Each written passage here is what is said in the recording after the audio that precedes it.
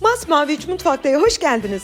Sevgili arkadaşlarım, bugün size muhteşem, şahane, nefis bir kurabiye tarifim var. Hem şekli hem lezzeti portakal. Hemen başlıyorum. İyi seyirler dilerim. Hamurumuz için gerekli malzemeler: yarım su bardağı sıvı yağı yoğurma kasemize alalım. Bir tane yumurta, 125 gram yumuşak tereyağı. Ben bütün malzemeyi de açıklama bölümüne 3 farklı dilde ekleyeceğim, bilginiz olsun. Yarım su bardağı şeker, bir tane portakalın komple kabuğunu rendeleyelim.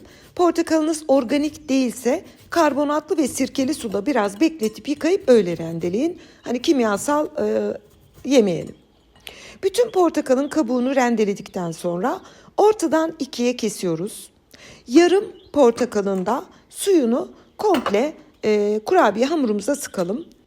Şimdi portakalınız çok fazla büyükse çok fazla su olabilir. Ben şöyle size göstereyim ne kadar çıktığını sevgili arkadaşlarım. Siz unu ona göre dengeleyin. Şöyle diyebilirim ki şöyle 2 dolu yemek kaşığı, hatta 2,5 çıktı diyebilirim. Aklınızda bulunsun.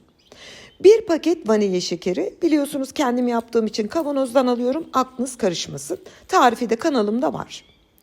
Bir tatlı kaşığı silme kabartma tozu. Burada biraz sonra değineyim. Şimdi tarifime devam edeyim. Kabartma tozunun kurabiyelerdeki faktörü çok önemli. Biraz sonra değineceğim. Şimdi bütün malzemeleri bir spatula ile şöyle karıştırabildiğiniz kadar karıştırın. Önemli olan yumurtanın, şekerin ve sıvı yağın şöyle birbirine bağlanmış olması. Güzelce bir karıştıralım. Hafiften birbirine bir bağlanmış olsunlar. Jel kıvamına gelsinler. Kısa bir süre karıştırdıktan sonra şimdi unumuzu ekleyerek kurabiye hamurumuzu yoğuracağız. Toplam un miktarı bende 2,5 su bardağı tam denk düştü. Siz yine de 2 su bardağını bir ekleyin. Daha sonra duruma göre takviye yaparsınız. Çünkü yumurtanızın büyüklüğü, sıkmış olduğunuz portakalın suyu un miktarını etkileyecektir. Yine şöyle kabaca bir spatula ile toparladım. Daha sonra elimle yoğurmaya başlıyorum. Her ne kadar kurabiye hamuru da olsa yoğurmanızı 2-3 dakika tutarsanız hamurun bütün malzemeleri birbirine muazzam bir şekilde geçmiş olur. Bakın sevgili arkadaşlarım, bu şekilde pürüzsüz, orta yumuşaklıkta, şöyle ne diyoruz her zaman, fıstık gibi bir kurabiye hamurunu yoğurduk. Şekil vermeye başlayabiliriz. Şekil vermeden önce yağlı kağıdı tepsiye hazırlıyorum. Bir tepsi kurabiye çıkacak. Bu vermiş olduğum hamurdan dolu dolu bir tepsi diyebilirim. Şimdi ben göz kararı aldım.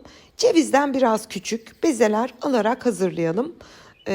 Bunun büyüklüğünü siz daha da jumbo yapabilirsiniz. Hani biliyorsunuz büyük kurabiyeler çok havalı duruyor.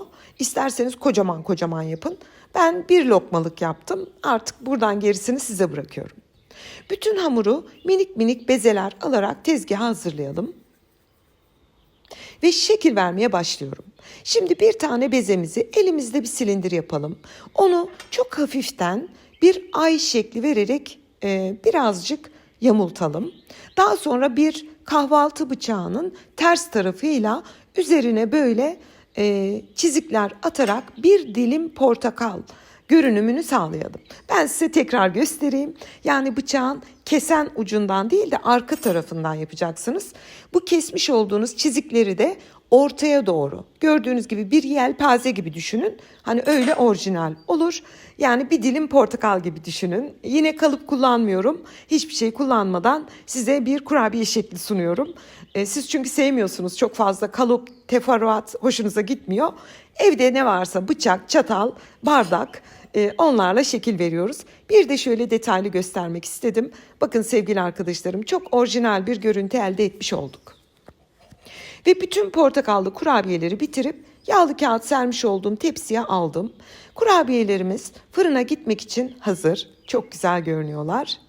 Önceden ısınmış alt üst ayar 170 derece fırında 30 dakika pişmeye gönderelim. Şöyle güzel bir rengi dönsün. Yani açık bir renk olmasın, kavruk güzel bir renk alsın.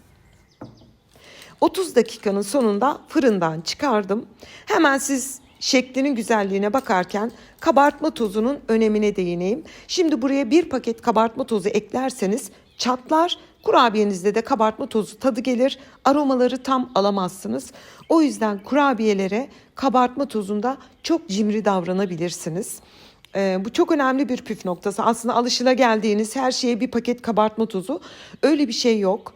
Özellikle kurabiyelerde çok cimri davranın. Çok daha güzel, çok daha şekli bozulmayan kıyır kıyır kurabiyeleriniz olur.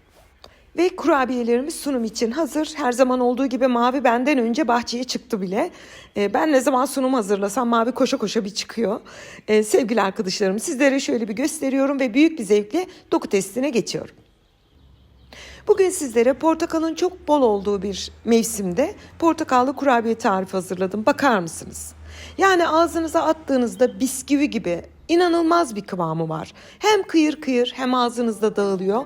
Lütfen denediğinizde yorum olarak bırakın, referans olsun. Şimdiden deneyecek tüm izleyicilerime afiyet, bal, şifa olsun diyorum. Yeni tariflerimde görüşmek ümidiyle. Hoşça kalın.